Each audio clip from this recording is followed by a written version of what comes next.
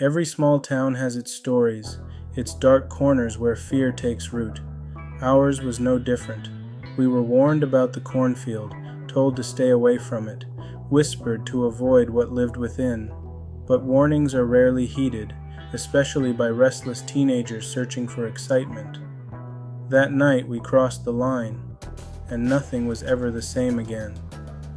Summer nights in small-town America have a peculiar kind of quiet, the sort that makes your thoughts louder and your decisions impulsive. The night air carried a damp coolness that hinted at the approaching fall, and the streetlights hummed faintly as they bathed the empty roads in an orange glow.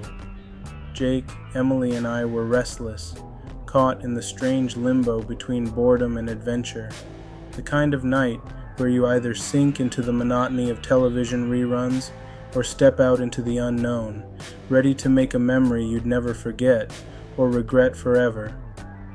"Let's do something," Jake said, tossing a rock into the empty street. He leaned against his bike, his face illuminated by the pale moonlight.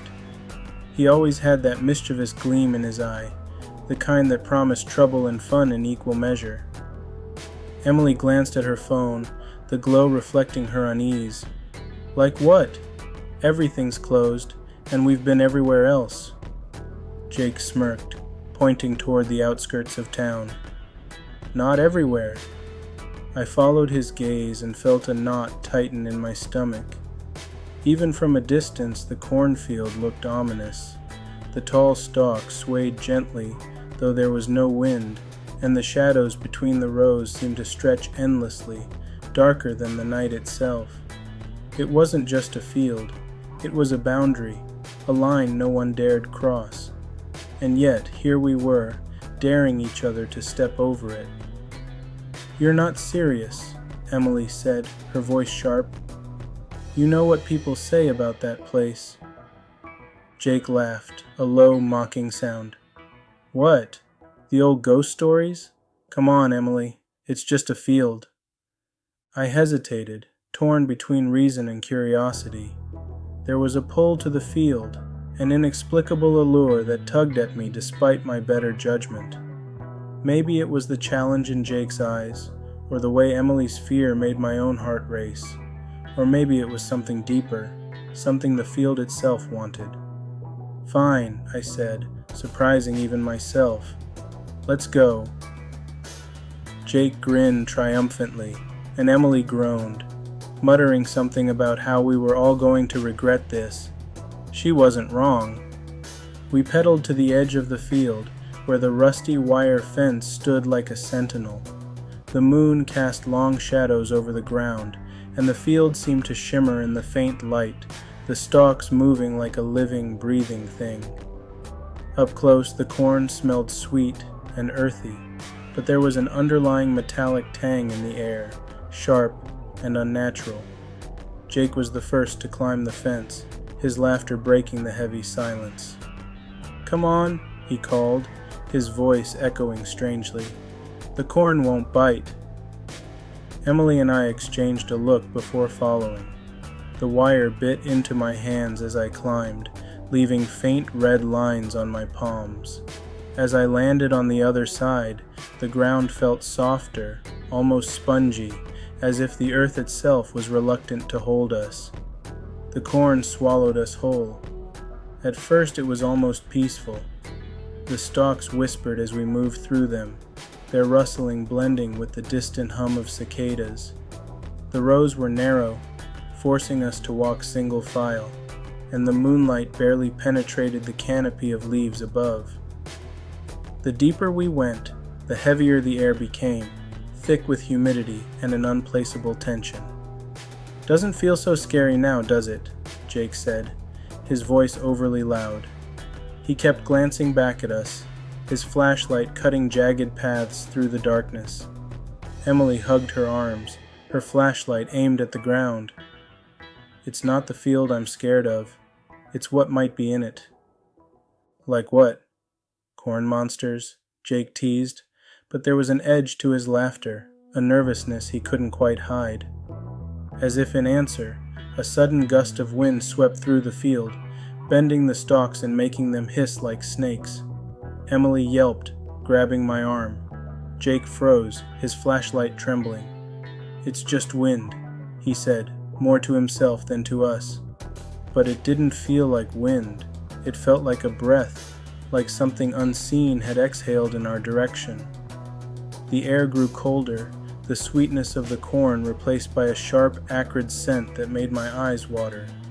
The field was changing, shifting around us, and the narrow rows seemed to close in, pressing against our shoulders. Then we saw the clearing. It was a small, circular space where the corn had been trampled, the stalks lying flat in a spiral pattern. In the center stood a scarecrow. At first glance it seemed ordinary. Tattered clothes, stuffed with straw, a wide-brimmed hat tilted over its face. But as we stepped closer, the details came into focus, and my stomach churned. The face wasn't burlap or cloth. It was porcelain, pale and cracked, with hollow black pits where the eyes should have been. The mouth was a painted grin, chipped at the edges, giving it a sinister, broken smile. The scarecrow's head was tilted slightly, as if it were listening or watching. Jake, of course, couldn't resist. "Creepy as hell," he said, stepping forward, "but also kind of cool." Emily grabbed his arm. "Don't, just don't." But Jake ignored her, reaching out to touch the scarecrow's sleeve. The moment his fingers brushed the fabric, the clearing seemed to shudder, the ground vibrating beneath our feet. The air grew impossibly cold, and the whispers started. At first I thought it was the wind, but the sound was too deliberate, too close. The whispers came from the corn, from the scarecrow, from everywhere and nowhere at once, words I couldn't understand, spoken in voices that weren't quite human. The scarecrow's head moved. It was subtle, just a slight tilt, but it was enough to send us into a panic. Emily screamed, and I grabbed her hand, pulling her away. Jake stumbled backward, his flashlight swinging wildly. "Run!" I shouted, my voice barely audible over the whispers. We crashed through the corn, the stalks slapping against our faces and arms. The field seemed endless, the rows stretching on forever, no matter which way we turned. The whispers grew louder, almost deafening, and I could feel something behind us, something closing in. When we finally broke free, we collapsed on the ground, gasping for air. The field loomed behind us, silent and still, as if nothing had happened. But we knew better. That night, as I lay in bed, I couldn't sleep. The scarecrow's hollow eyes haunted me, and the whispers echoed in my mind. I told myself it was just a field, just a scarecrow, but deep down, I knew the truth. The field wasn't done with us. If this story gave you chills, make sure to like and share this video with someone who loves a good scare. The tale doesn't end here. Stay tuned for part 2, where things take an even darker turn. The next morning felt off, as though the world had shifted slightly on its axis. The sunlight streaming through my window was too bright, the birds outside too quiet. I lay in bed for a while, hoping the events of the previous night had been a dream. But the red lines on my palms from the fence, the faint scratches on my arms from the corn, and the heavy weight in my chest told me otherwise. I dragged myself to the bathroom, splashing cold water on my face. When I looked in the mirror, I froze. My reflection seemed wrong. At first I thought it was my imagination, but the longer I stared, the more certain I became. My eyes looked darker, hollow, as if I hadn't slept in days. And there was something else, a faint outline of movement just behind me. I whipped around, but the bathroom was empty. "Get a grip," I muttered to myself. But the unease lingered. Jake was the first to text. "Did you guys feel anything weird last night? Like something followed us?" Emily replied almost immediately. "Don't even joke about that." I didn't respond. I couldn't. How could I explain that I had felt it too? That even now, in the safety of my room, I couldn't shake the sensation of being watched. By noon, we were all sitting on Jake's porch, the three of us united by a shared anxiety we didn't know how to voice. Jake was unusually quiet, his usual bravado replaced by a nervous energy. Emily sat with her knees pulled to her chest, her eyes darting toward the street every few seconds. "We need to talk about it," Jake finally said, breaking the silence. "There's nothing to talk about," Emily snapped. "It was just a stupid field. We were scared, that's all." "You don't believe that," Jake said, his voice low. "You saw it, Em. The scarecrow moved. You heard the whispers." Emily shook her head, but her trembling hands gave her away. "I don't want to believe it." "Maybe we shouldn't have gone in," I said quietly. "Maybe we disturbed something." Jake laughed, but it was hollow. "Disturbed what? It's just a field, right?" None of us answered. That night the dream started. I was back in the field, running through the endless rows of corn. The whispers were louder this time, clearer, though I still couldn't understand the words. The scarecrow was there too, always just out of sight, its porcelain face gleaming in the moonlight. No matter how fast I ran, I couldn't escape it. It was everywhere and nowhere, its hollow eyes boring into me. I woke up drenched in sweat, my heart racing. The whispers still echoed in my ears, fading slowly as I sat up in bed. The clock read 3:33 a.m. The house was silent, but the silence felt wrong, heavy, as if it were hiding something. I glanced toward my window, and my blood ran cold. There, just outside, stood the scarecrow. Its head was tilted, the painted grin mocking me. I blinked, and it was gone, but the fear lingered, coiling around my chest like a snake. I didn't sleep the rest of the night. The next day, Emily called, her voice frantic. "Something's happening to us. I don't know what it is, but it's real. I saw it." "Saw what?" I asked, though I already knew the answer. "The scarecrow. It was in my backyard." Jake joined the call, his voice unusually subdued. "It's not just the scarecrow. There's something wrong with the field. I went back this morning." "You what?" Emily and I shouted in unison. "I had to," Jake said. "I had to know if it was real." "And?" I asked, my stomach churning. Jake hesitated. "The scarecrow's gone. The clearing's gone too. It's like it was never there." We agreed to meet that afternoon, back at the edge of the field. None of us wanted to go back in, but we had to do something. The air around the field was different now, colder, heavier, as if the ground itself were holding its breath. The corn seemed taller, the stalks denser, and the shadows between them darker than before. Jake pointed toward the spot where the clearing had been. "It was right there, I swear." Emily hugged herself, shivering despite the warm afternoon sun. "Maybe we shouldn't have come back." "I just want to understand," Jake said. "Why us? What does it want?" Before we could answer, the wind picked up, rustling the corn. The whispers returned, louder this time, almost deafening. We froze, our eyes scanning the field for any sign of movement, and then we saw it, the scarecrow. It was standing at the edge of the corn, its cracked porcelain face turned toward us.